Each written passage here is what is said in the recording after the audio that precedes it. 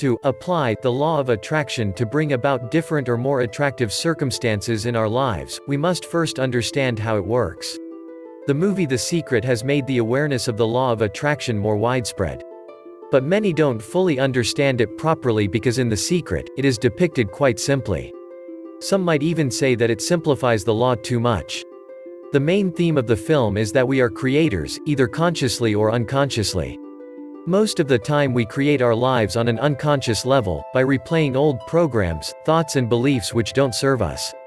For example, we often complain about our circumstances, attracting emotional attachment to them through our strong emotions and words, trying to push them away.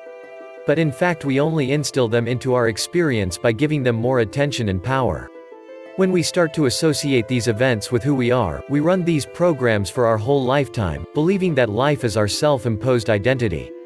When we become more conscious, and learn to apply the law of attraction for a better life, we can take more charge of what we want and create better outcomes. How do we do this? Applying the law of attraction for increased prosperity, health and happiness can take some time. After all, you've been manifesting your current circumstances for many years. You can't turn it all around overnight. Start by becoming conscious of the words you speak, the thoughts you think and the emotions you are feeling on a daily basis. What events do you talk about and think about? How do you feel about yourself?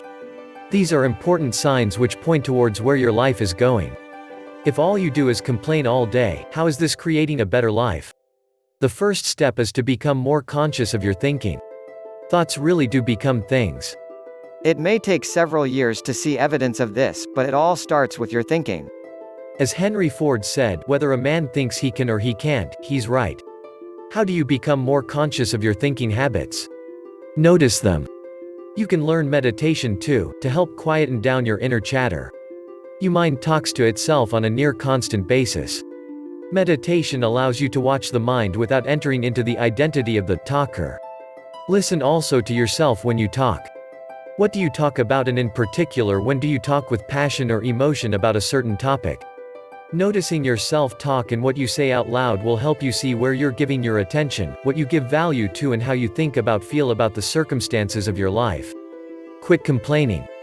Complaining can become a habit which gives credit to the idea of continually suffering. It's a learned behavior which can stem from gaining attention from a parent from childhood. The problem is complaining sends a signal to the unconscious mind of strong emotion. This is addictive. The more you complain though, the more things you attract to complain about. Whenever you give a strong emotion to something you don't want, trying to push us away, you give more attention to it and it grows in your experience. Start a gratitude journal in place of your complaining. Gratitude is generally what we ultimately want in life. Without gratitude, the mind can't long sustain a level of happiness without wanting more and seeking more. Gratitude is the opposite of complaining. We are grateful usually only for short periods of time. When you focus on something, it grows. So focus on the things you're already grateful for and develop this as a daily habit. Visualization is another tool for manifesting the life you ultimately want. We often unconsciously visualize arguments with our partners or bosses. We use visualization to create the things we don't want, much like complaining. To use visualization effectively, we must first get very clear on what we want from life.